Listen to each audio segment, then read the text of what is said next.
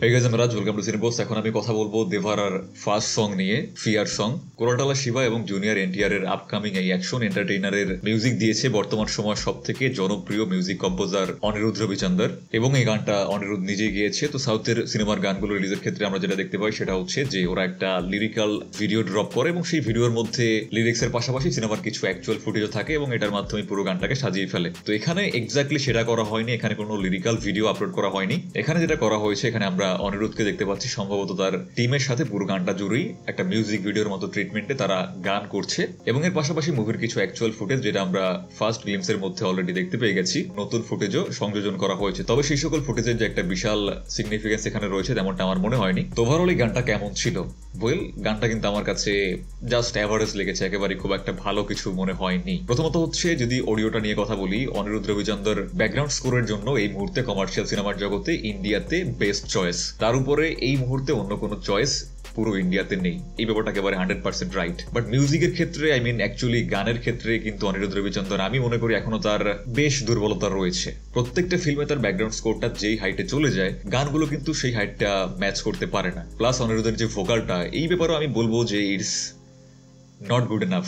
অনিরুদ্ধ কিন্তু বারবার এই ব্যাপারটা নিজেও বেশ কিছু ইন্টারভিউতে বলেছে যে সে নিজেকে একজন প্রফেশনাল সিঙ্গার কিন্তু মনে করে না। তো যদি কেউ তাকে কোনো গান গাইতে বলে, সে গানটা করে দেয়, এই জন্য সে কোনো অর্থ চার্জ করে না। তো কোথাও গিয়ে এই ব্যাপারটা সে নিজেও বুঝতে পারে যে তার ভোকালের একটা কোথাও না কোথাও একটা ল্যাগিংস রয়েছে, এবং এই ব্যাপারটা তার গানগুলোর মধ্যে স্পষ্টভাবে ভিজিবল। আপনি যদি জাওয়ানের সংগুলোর ক্ষেত্রে দেখেন, জিন্দা বান্দা সংটাও কিন্তু এই কারণে বেশ সমালোচিত হয়েছিল যে অনিরুদ্ধ নিজেই গানটা গেয়েছিল, যতটা ভালো লাগতে পারতো অন্য কারো ভয়েসে, তার ভয়েসে গানটা অত ভালো শুনতে লাগেনি।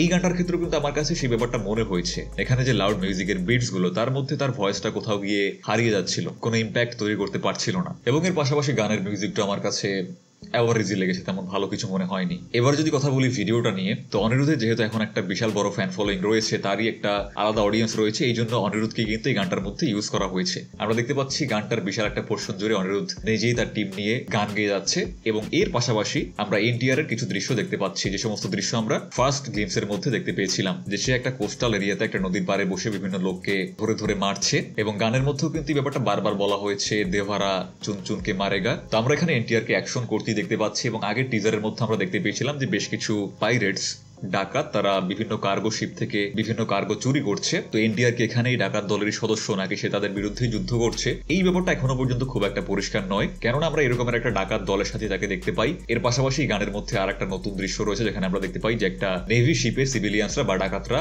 আক্রমণ করেছে। তো সেখানে আমরা এনটিআর কেও ফাইট করতে দেখতে পাই। বাট এখানে ইন্টারেস্টিং ব্যাপার হচ্ছে এটাই যে এনটিআর কিন্তু এই ডাকাতদেরই একজনকে মারছে। তো এই ব্যাপারটা থেকে কিন্তু এখানে পরিষ্কার হয়ে যায় যে সে এক্স্যাক্টলি এই মোমেন্টে সে ডাকাতদের হয়ে লড়ছে না, বরং তাদের এগেনস্টই লড়ছে। বাট কিছু কিছু পোর্শনে আমরা আবার দেখতে পাচ্ছি সে এইরকম কিছু পাইরেটদের সাথেই রয়েছে। তো এখানে কি এক্স্যাক্টলি সে প্রথম পর্যায়ে একজন পাইরেট থাকে, পরবর্তীতে গিয়ে সে ভালো হয়ে যায়, নাকি প্রথম থেকেই সে নিজের একটা গ্যাং নিয়ে অন্যান্য পাইরেট গ্যাংদের বিরুদ্ধে লড়াই করে যাচ্ছে? এই ব্যাপারটা আরো স্পষ্টভাবে বোঝার জন্য আমাদেরকে পরবর্তী টিজার কিংবা ট্রেলার পর্যন্ত অপেক্ষা করতে হবে। বাট এখন এই মুহূর্তে এই ব্যাপারটা পুরোপুরি স্পষ্টভাবেই বলা যায় যে একটা ফরেস্টের ব্যাকড্রপে বা একটা কোস্টাল এরিয়ার ব্যাকড্রপে এই সিনেমার গল্পটা সাজানো হয়েছে। তো দেখা যাক কি হয়। অক্টোবরে এই ফিল্মের ফার্স্ট পার্ট রিলিজ হবে, এখনো অনেক লম্বা একটা সময় রিলিজের আগে রয়েছে।